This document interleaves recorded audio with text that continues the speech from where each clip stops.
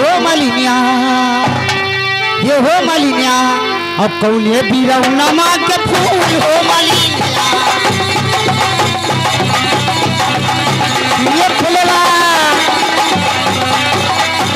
ये फुलवा हो मलिनिया कौले बिरौना के फूल हो मलिनिया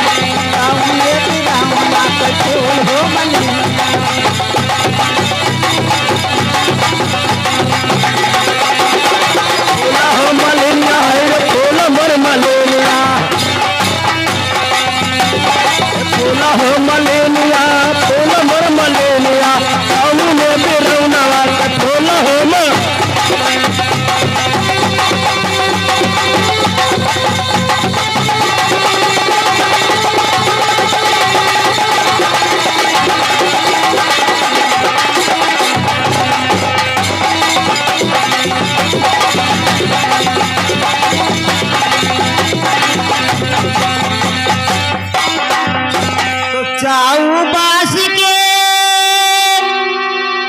मालिक बोल रही है देवी जी से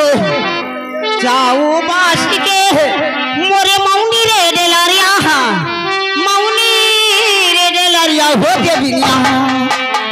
ये हो देविया और बेलरी का मिसलरी का फूल हो देविया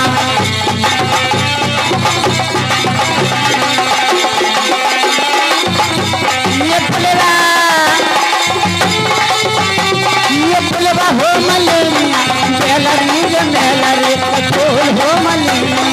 बेलरी जो मेलरी का फूल हो मलिनिया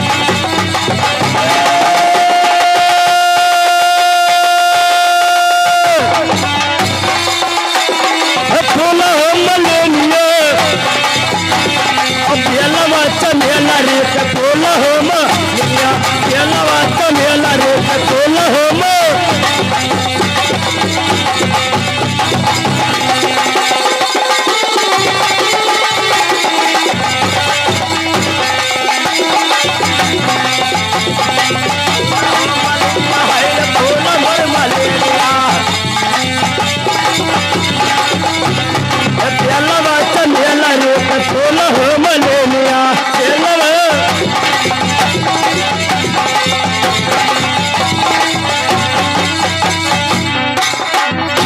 तो कैसे अरे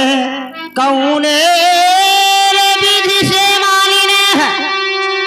हे फूल